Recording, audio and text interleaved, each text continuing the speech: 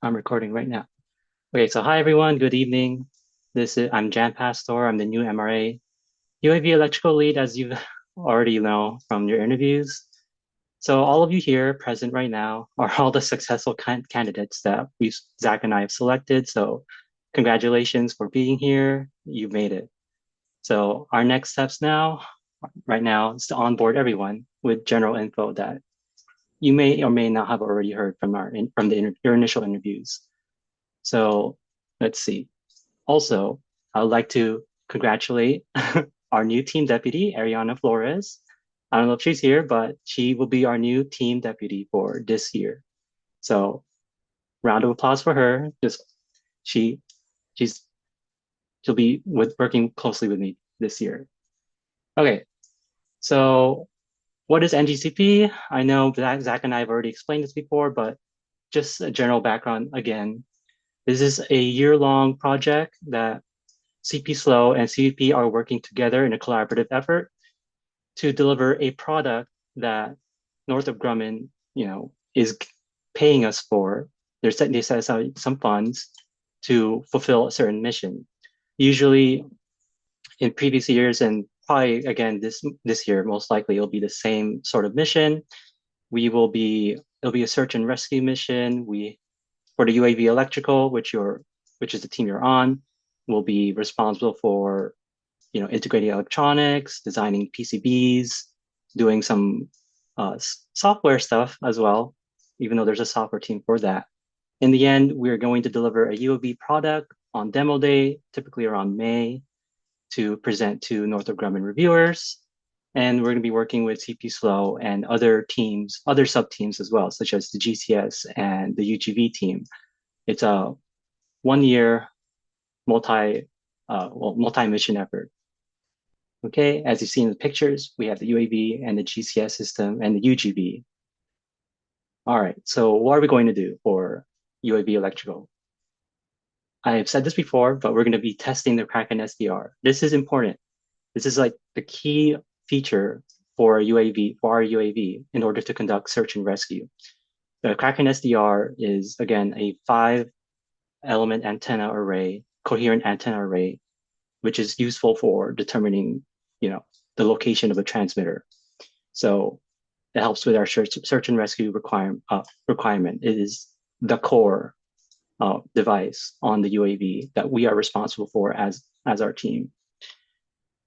Autonomous features. So last year, I'm sure you've heard from our interviews when we were interviewing you that there were some hiccups with collaborative efforts with software and electrical coordinating together, and we couldn't really deliver on the autonomous features that were requested by NG. So what we aim to do this year is that electrical will have their own software sub-team that will work closely with, the actual software team. More on this later. I know it's a little confusing because you typically don't expect software on the electrical team, but it is necessary because of the hardware we use. Collaborate closely with GCS. Okay, so we're not just an isolated team here yet again. GCS is their own sub team, separate from the UAV project, but they're part of this entire NGCP project. So occasionally they do come and meet with us to give their hardware for us to integrate onto the UAV, such as FPV cameras and other transmitter receivers for their GCS system to work. So that may be an unknown variable until they're ready to give it to us, because they're going to do a bunch of testing. They're going to hand it over to us, and they're like, here you go, integrate it, find a way to put it on the plane, and if it fits your power budget, and it should. So that's what we experienced last year, and I'm pretty sure it's going to happen again this year. Test propulsion battery. Okay, so this is pretty simple. We're working with LiPo as batteries, so pretty standard to power the UAV. Propulsion will mainly be working on their own battery. We aim to change that this year by using their battery instead to power our subsystems. More on this later. You'll see the history of like how the electrical system power delivery system is designed. Then the PCB, the fun stuff. So this is a bit more time consuming because there's a lot of research involved, a lot of data sheets you have to read. Believe you me, I was up several nights like designing the buck converter. So yes, there will be a dedicated PCB design group this year for our team to handle that issue. All right, for the next slide, what do you gain? Okay, so these are just, your general benefits of joining the team if you stick with it for 1 year. You know, soft skills, technical skills, things that you would want that an employer would be looking for in your resume. But probably most importantly is the clout, the prestige that comes from working in this project associated with Northrop Grumman. They do, I believe, sometime in mid-fall or late spring, they will call the PMO office, project management office, which will, be monitoring this project, will be collecting each of your guys' resumes if you want to give them your resumes, which they will hand off to Northrop Grumman recruiters and employees. So this is great exposure for everyone here right now who's successfully made it in the project. So congrats. You have a ticket to join Northrop Grumman because basically this NGCP is their employee pipeline. So, and there is a tendency for the project manager of every year to be hired as the next advisor. Case in point, Erica. Uh, she got hired as the next project manager, or sorry, Northrop Grumman advisor for our team this year. So that's just one example. Um, you can potentially be recruited and scouted because this project exposes you to, again, Northrop Grumman and their employees and their reviewers.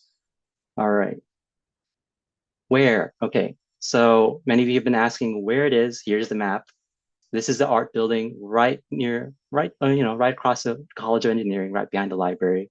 So it's hard to miss, but that's where the UAV lab is located.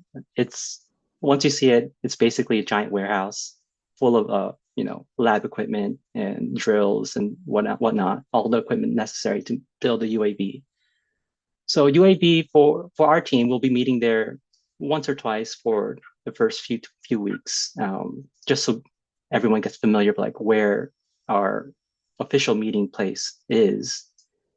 However, we will be moving on from that location as much as possible. We'll be hosting meetings at building 9 or the fourth floor of the library as much as possible.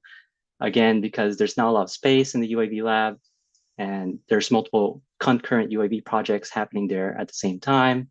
So space is limited unless we arrive there early.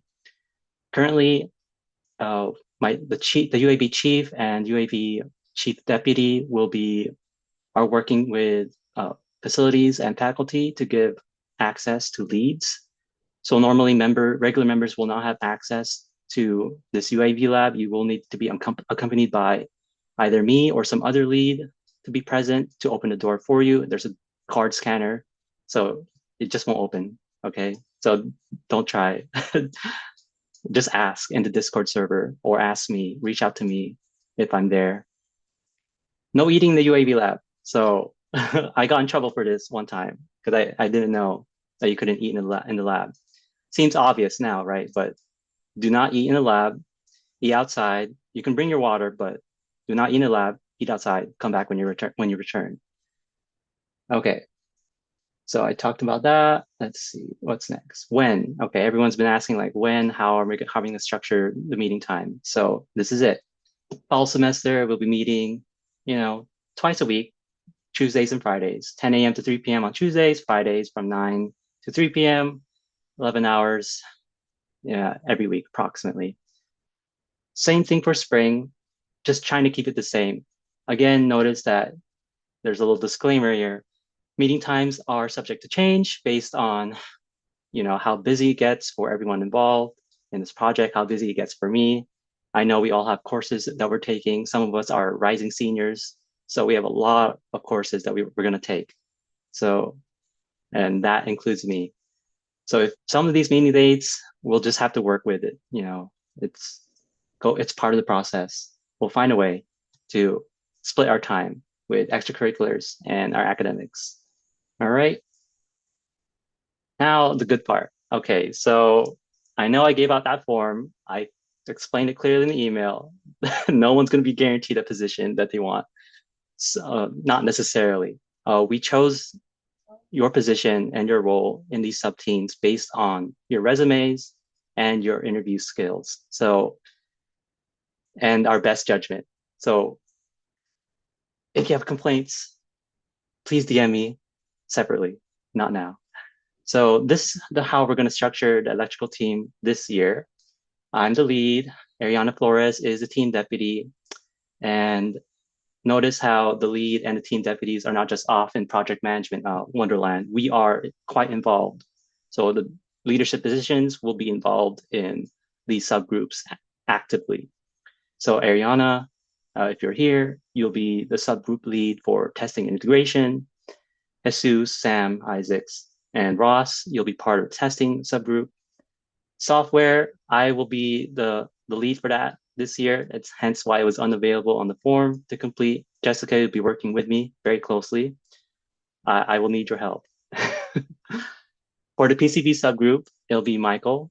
I'm honored to have Michael be the subgroup lead for this year. He has, let's say, 1.5 years of experience in NGCP. Correct me if I'm wrong, Michael, but you've been here for a while. Anish, Yen, Brian, and Marvin will be part of the PCB subgroup. So congratulations. There's a lot of work cut out for all three sub teams. And remember, again, no sub team works in isolation. Expect a lot of communication across these subgroups. Sorry, subgroups, not sub teams. If anyone comes to you from another sub team asking for any specifics, that please defer them either to your subgroup lead or me or the team deputy. All right. Next slide. So what did we do? What did we achieve last year and this year? So as you can see in the top left picture, there's Zach and Ricky. We're out at Spadra Farm, which is like, less than a mile away from CPP. And that's the Kraken SDR. Well, at least it's uniform circular array antenna setup. And we were setting that up on the rooftop of, I believe it was Ryan's car. So originally, the Kraken SDR is a radio frequency search device that is meant to be used with cars, but we are repurposing it for, using it for a plane instead. So it has a pentagon shape because we chose the UCA array, but this can change this year depending on, well, I'll explain later. So we have a UCA array there. The second picture in the middle picture on the top middle is, well, my computer setup plus the Raspberry Pi and the Kraken SDR device itself to just debug and have the Kraken SDR local server up and running, making sure that's operating before, testing it. That's part of the test. On the top right, that is the buck converter that I designed, working closely with Zachary Hoover. So that took a lot of sleepless nights to design. So, and it was also a huge learning process for me using Altium. But now I'm more experienced in designing a PCB. So this was actually manufactured. What you're seeing is just the 3D layout on Altium Designer. So PCB design group, you have a lot to work on this year. You'll be designing more than just a buck converter. I'll explain more. On the bottom left, that is Brandon. He's holding part of the apprentice plane. And on his right is Michael. You just don't see him in the image, but he's holding the wing. And then there is the complete apprentice RC plane, which we will be using as our flying test bed sometime in, I believe, mid-October to late November. So expect that to happen for integration and testing. You will be responsible for this plane. All right, before and after. There you go, the flying test bed, the apprentice RC plane. Notice how the UCA array is right below the fuselage, and there's a bunch of wires and duct tape. You do what you can to like strap all these electronics on and test them during a manual or automatic flight test. And then on demo day, see how the design is very similar to the apprentice plane. Very conventional design. And again, the UCA array or antenna array is on the bottom, which is unfortunate because it's right right beneath the landing gear. So we aim to change that this year. More on that in a few more slides. So just I'll let you guys see it just for a bit. Yeah. So that's how it generally look like every year, unless someone comes up with a radically different design this year. It may change depending on our RFPs. That the new RFPs that will be issued around August to October. All right, moving on. Okay, so a little video, just so you can see in action, both the apprentice plane and the final demo plane. So this is lower the volume.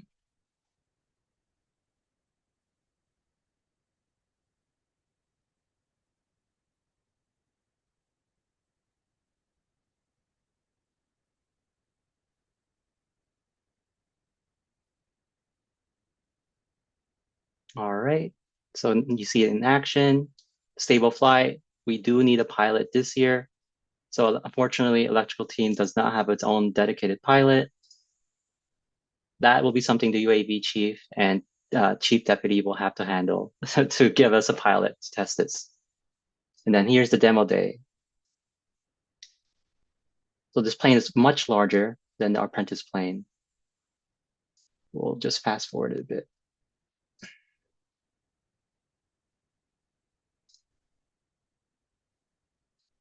Oh, my apologies.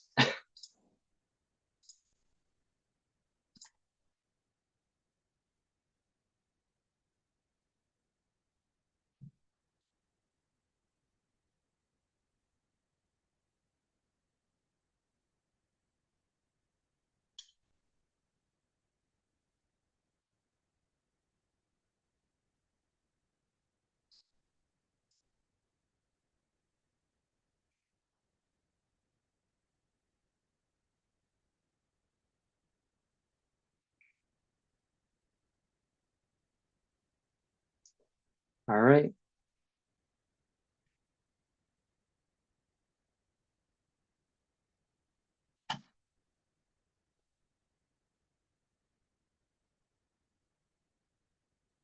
So you see it flies, and then I'll fast forward just a little bit for the sake of time. It tries to return, and then part of our mission is to drop the care package, right? So you'll see it soon. It'll be dropping.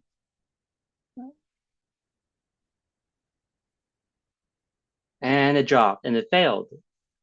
So, okay, I'll fast forward just a bit.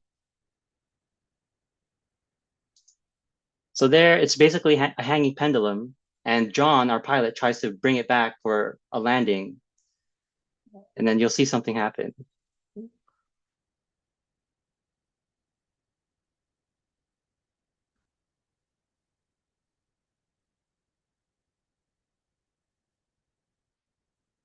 And it crashed. So, yeah, there were many reasons why, or many plausible reasons why the plane crashed. One of them probably being that it was out of range for our remote controller. And also, on we discovered on the last minute that the receiver antennas were inside the avionics tray. So that's metal. You can imagine it's basically a Faraday cage. Communication was not that great. So at some point, John, our pilot, said that he lost signal and all control of the plane.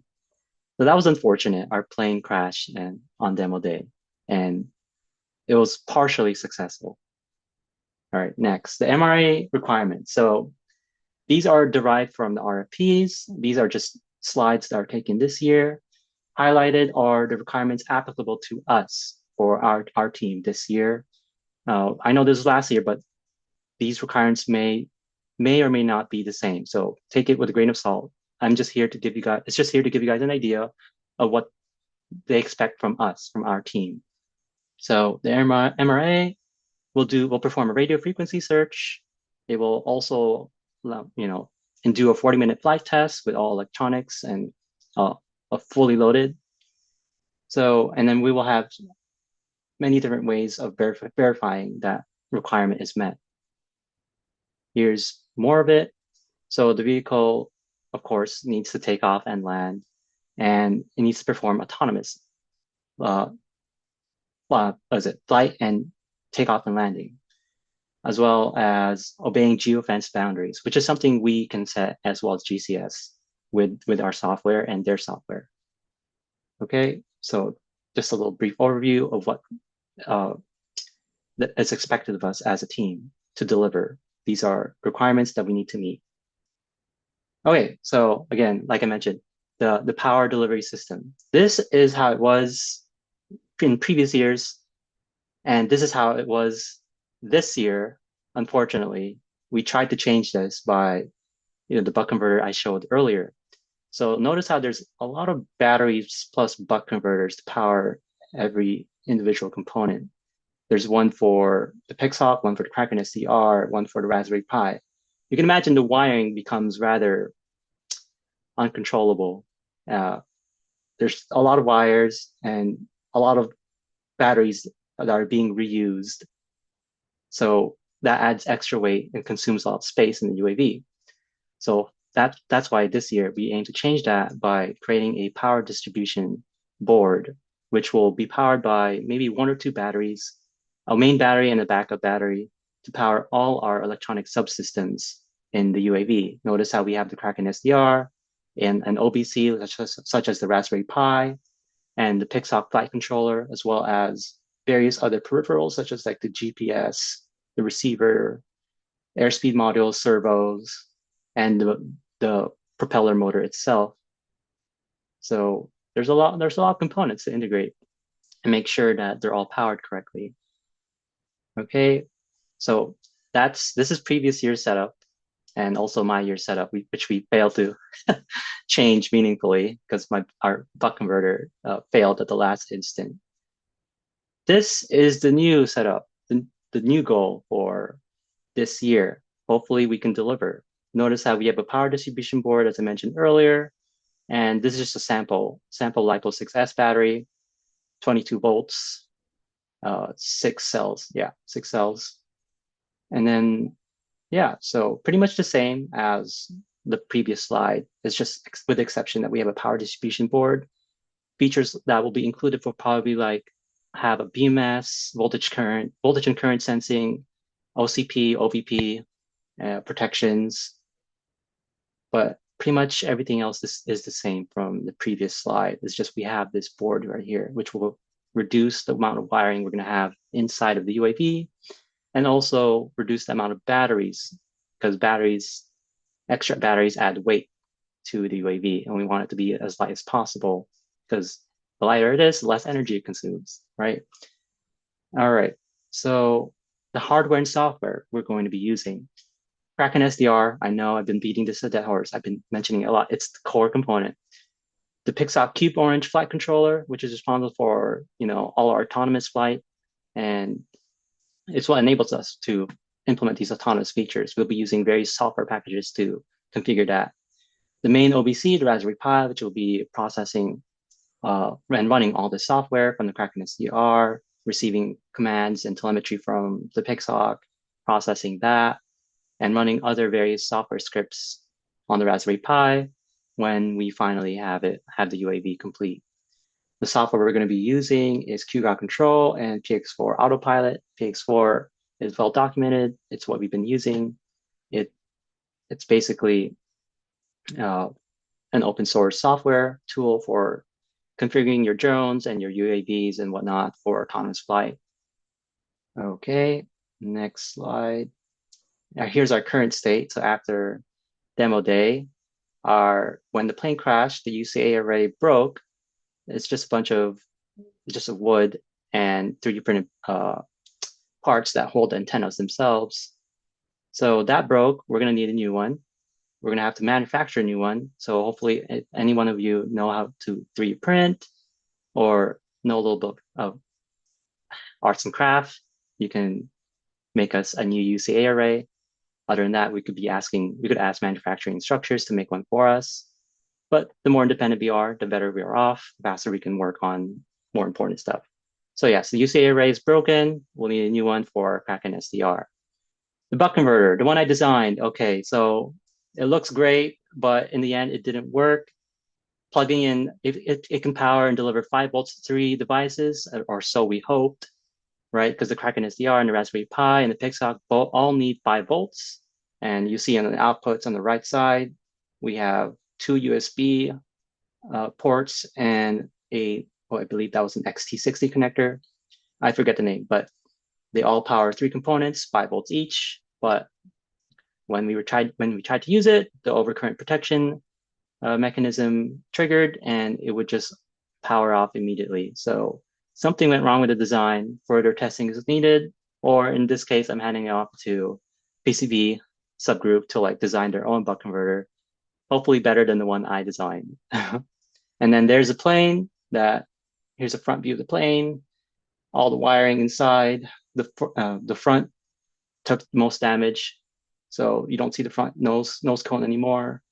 The landing gear was completely torn off or sheared off because the landing gear is made out of steel, so that has the most weight. So and the airframe is made out of balsa wood. So yeah, all that effort. Thankfully, what was salvageable was the wingspan, so that can be reused this year, provided that conventional design wins again. All right, the next state. Okay, so going into the details about what each subgroup is doing. So the integration testing subgroup, like I mentioned in the email, by going into more detail here, you'll be testing the Kraken SDR, you'll be testing both antenna arrays. So we're not just going to hone in on the UCA array. We're going to be testing both the uniform circular array and the uniform linear array, and determining, again, which one is more accurate, which one is more useful for our radio frequency search. So you guys will be determining that, optimize RF frequency search for sub 10 feet accuracy. So that was the requirement that they gave us last year. So, but we couldn't get that to that level of accuracy. We got probably around sub 30 feet accuracy from a transmitter to, how the Kraken SDR is able to triangulate a transmitter's position of a radius of 25 feet. So it wasn't that great, but we'll try to aim for sub 10 feet accuracy. Liaise closely with manufacturing structures, propulsion, and GCS sub-teams across this project. There's a tendency for each sub-team to be isolated. So it's important that we reach out and communicate with other sub-teams like, hey, we're doing stuff too. What's important is that manufacturing and structures are informed about what our needs, right? Because as you've seen from the previous slides, the UCA array was on the bottom of the RC plane, test plane. And again, it was also an afterthought in the design process, in their final design process of the UAV. Again, the UAV array is not in an optimal position. It's right beneath the landing gear, and that poses problems. It creates more risks, more unexpected variables. Preferably, it should be below the wingspan or above it, but not below the landing gear. So we aim to change that this year. Integration testing subgroup, you'll be reaching out with, manufacturing structures sub-team to inform them of their own design of the UAV to include our needs, which is to have an antenna properly mounted in a less risk of, an area that's less risky for the antenna to be mounted on. All right. So again, going back to what you guys are going to be doing, also allow testing. More than just testing the Kraken SDR, you have the Pixhawk, you have the Raspberry Pi, you have other peripheral components that need to be validated and tested. Again, GCS team will also be handing off their hardware for us to integrate. So that will be your responsibility, integration and testing subgroup. You will make sure that all components, when powered on and connected, will be operating. You will also be assembling the RC test plane so that our entire team and other teams can use the RC plane. It's mainly going to be electrical team that will be using the RC test plane when we fly at Spodder Farm for both the manual and automatic flight tests. So this is crucial because we need to know if our electronics will work, in flight, right? So it simulates what we're going to be doing on mock demo day, and then hopefully, have something successful on demo day. So you'll be doing a lot of testing both in the lab and also outside of the lab. You will also be participating in the final electrical assembly, creating, wiring up the wiring harness, making sure everything fits, all the batteries, all electronics fit together properly inside the UAV. So please work closely with your team, with the team deputy or in this case, Ariana, as the subgroup lead, excuse me. And the antenna array configuration. Okay, I've only shown you about the UCA. I've only talked about the UCA because it was the final array setup or configuration that we chose, which was reliable in our tests. That may change this year because in a few slides, I'll tell you why. So the UCA array, again, this is how it would look like. This is how it's arranged. It's arranged in a clockwise order from 0 to 4. And there's 5 elements in the Kraken SDR. The uniform linear array is arranged as shown. Pretty simple. They both perform the same function, but they detect signals in a different way. Or they triangulate the position of a transmitter in a different way, slightly different way. Okay, so that's just an overview of what to expect. More information on this in the provided resources that you'll see at the end of this presentation in our Discord. So integration testing subgroup, you have a lot of reading to do on the Kraken SDR official wiki page. Okay, what's new? This is what I want to talk about. So again, notice carefully in the arrows I place and the UCA array. We were using these antennas that previous years have been using for a while now. It's doubtful how they configured it because again, if any of you guys are well versed in a little bit of RF, the length of the cable matters. So if none of those cables have matching lengths, you can introduce a lot of phase distortion, a lot of RF reflections, VSWR, which can affect your accuracy in the end and introduce just noise into the algorithms, the detection algorithms for the Kraken SDR device. So these are omnidirectional antennas, and well, Zach, if you're here, feel free to correct me, but we didn't really investigate like what these technical specifications for these antennas are. We don't even have a data sheet to refer to. We just use them.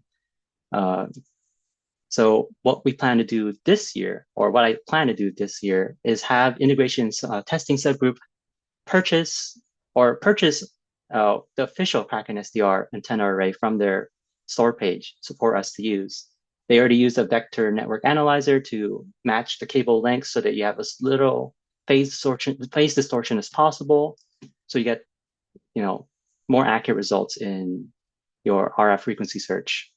So that'll be one of the new toys you guys will be working with or playing with when running your tests. So yeah, looking forward to that. Again, disclaimer: we don't have this yet. It will have to be a purchase request, which we will get somewhere on maybe mid-October. All right. Subgroup PCB design. Okay, so I'm happy to announce that Michael, he's been with this project for a while now, and he was with us this year. He will be the PCB subgroup lead for this year for this project. So again, as I've explained earlier, you guys will be designing the main power distribution board along with incorporating other components onto that board. So like the BMS or, buck converter and other nice features to have that'll definitely help us as a team. So yeah, what else do I have?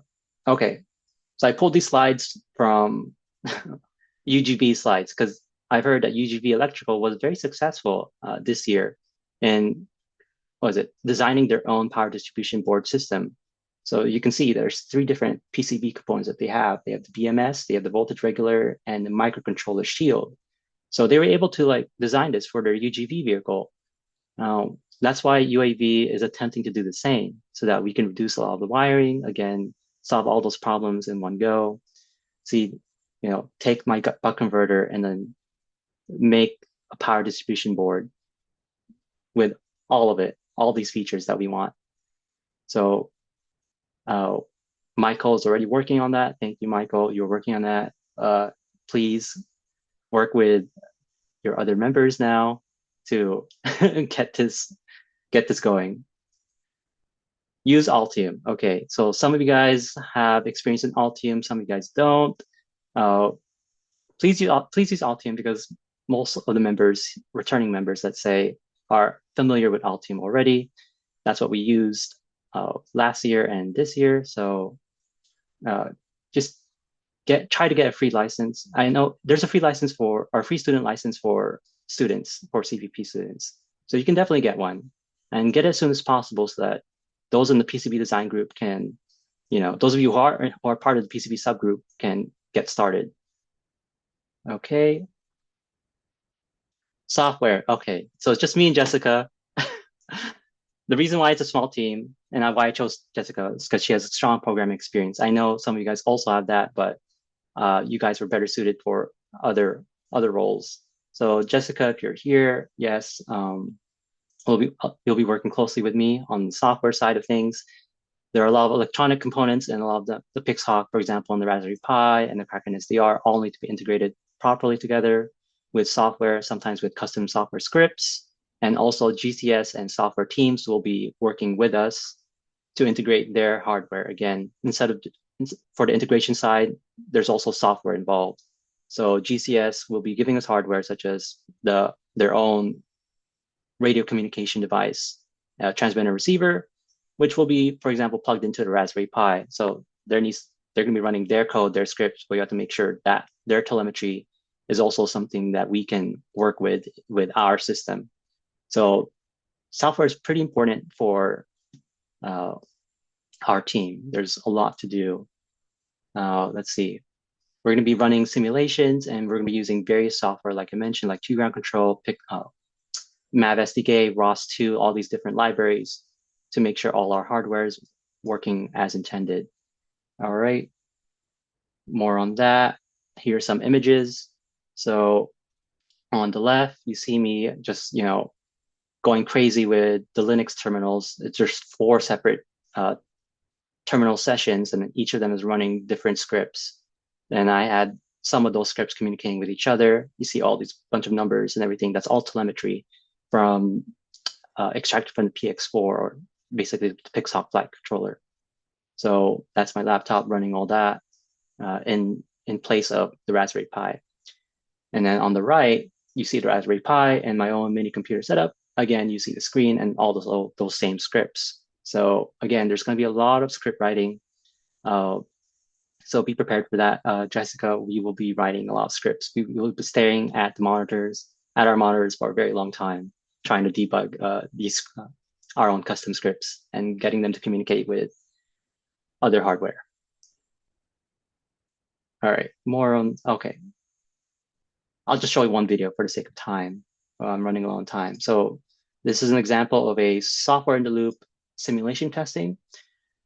You see, this is from Ground Control. You see that I've set up a simulation of a autonomous flight, and it's flying through all those waypoints that I've defined.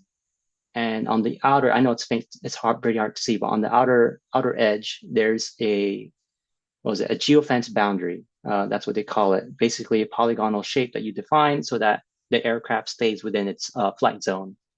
And if it hits that geofence boundary, it will return to, the zone that's allowed to fly in.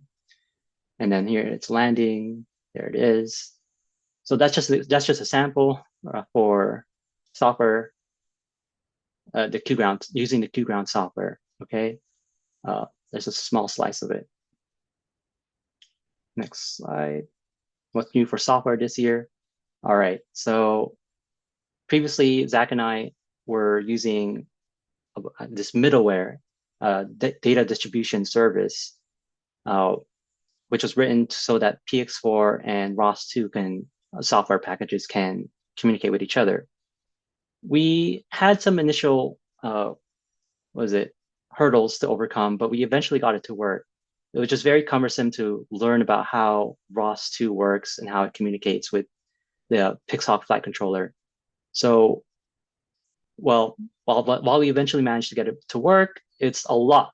It's a lot of debugging and a lot of setup just to get it to function as intended. So moving on from that, what we're trying to attempt this year is we're going to use a different library specifically designed for UAV communications. It's called Map SDK, and we'll be using that for this year because, well, it has a lot of documentation on the official PX4 wiki, and it's simple to use. It's a lightweight framework for communication protocol and implementing these autonomous features that we want to implement on the PX4 flight controller.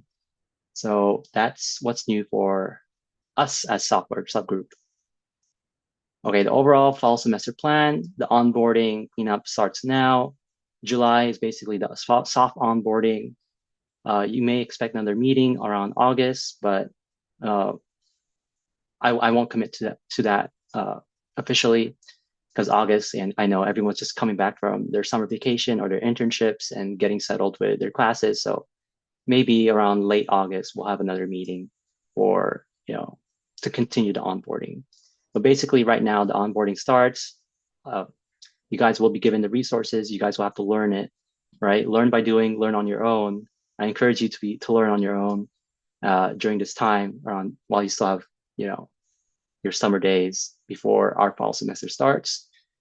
So around August, maybe September, we'll meet at the lab and we'll clean up our station.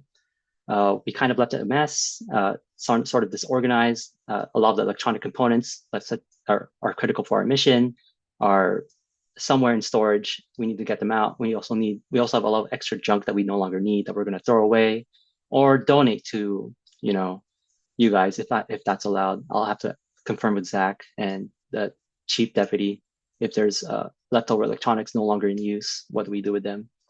So if you can be there for the cleanup, I would appreciate it around late August, early September. So September, we continue the onboarding, and then that's when our work begins. Each subgroup will have their own assigned tasks, as clearly defined here in this presentation earlier.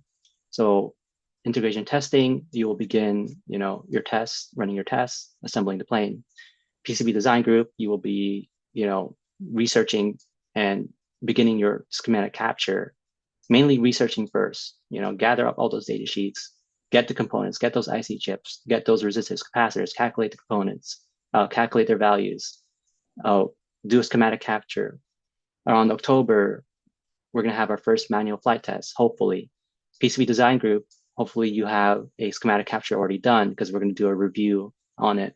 We'll be looking it over. We're going to have faculty reviewing it. November, we will have, again, continuing our test for manual, but now we're going to have autonomous flight. Jessica, we should have something autonomous by then. I know it's a time crunch, but we'll try, okay? It doesn't have to be perfect. We still have spring.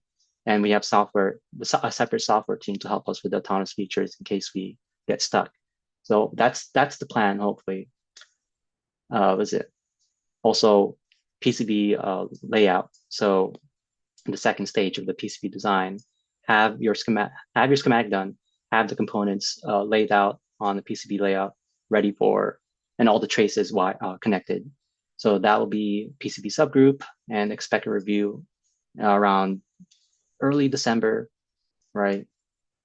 We're gonna have our Thanksgiving, then winter break, and then New Year's. Okay, so if there's any leftover work not finished, mostly it will be PCB design group. I know it will be. We're gonna be working over winter break to work on your PCB design, and then continue on refining that until we reach production around April, May, for it to finally be assembled and delivered to us. So that's the hope. All right. So our detailed goals, I'll let everyone read this for a bit. I know we go into the weeds into this for a bit. And then, yeah, most of what I said I covered already. We'll be receiving new receivers for the RC plane to improve our connection. to the plane so that we avoid that unfortunate failure on demo day where we lost communication with the RC plane. What else do we have? Most of it I've already said. Yeah, continue testing, collaborate with other sub teams to, achieve our goals. Okay, so more on this later. Again, this is just me breaking down the plans for each month. We're just plans for August, continue the onboarding, cleanup, collaborate with other teams. Again, these plans are not final. These plans are tentative, depending on, our course load and, access to the facilities and other delays, other unforeseen delays.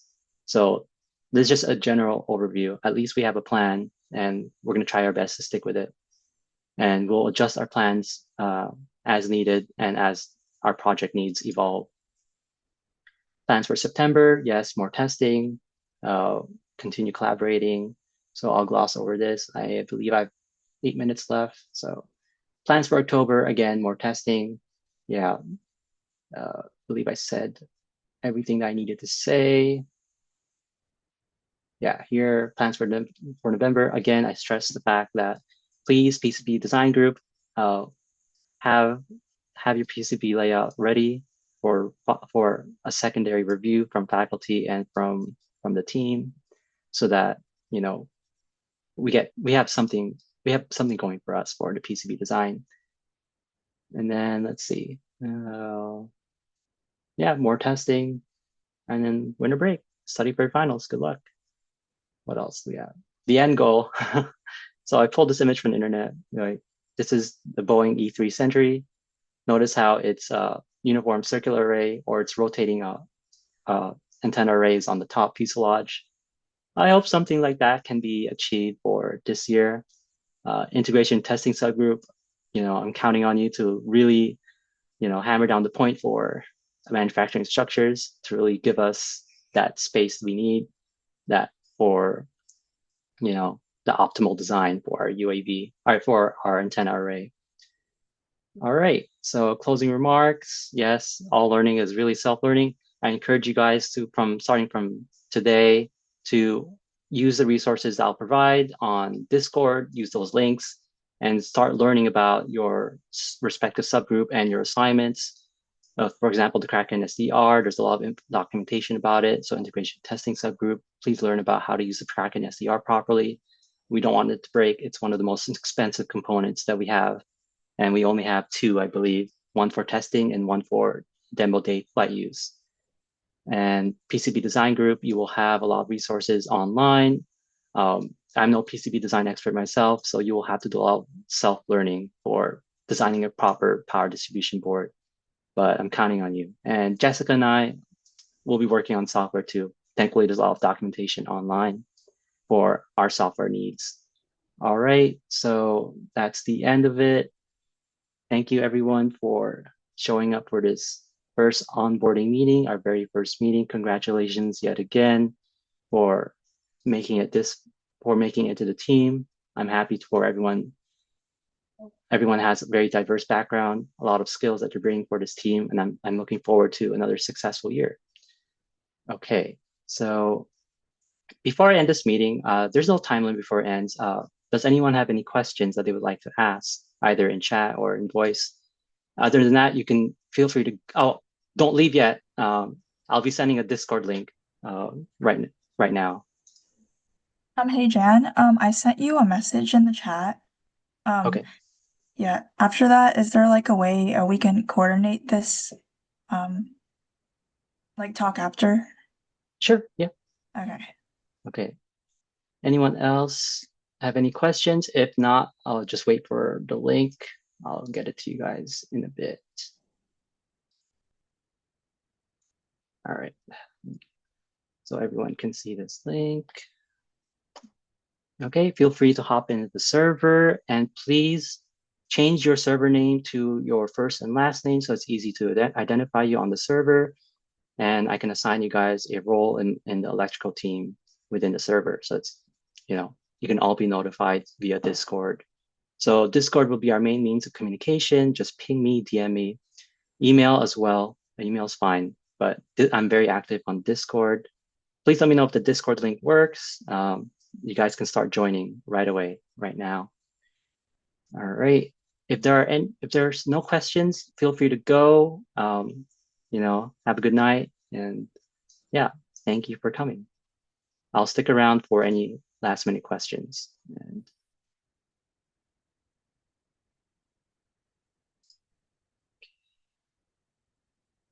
let's stop this recording.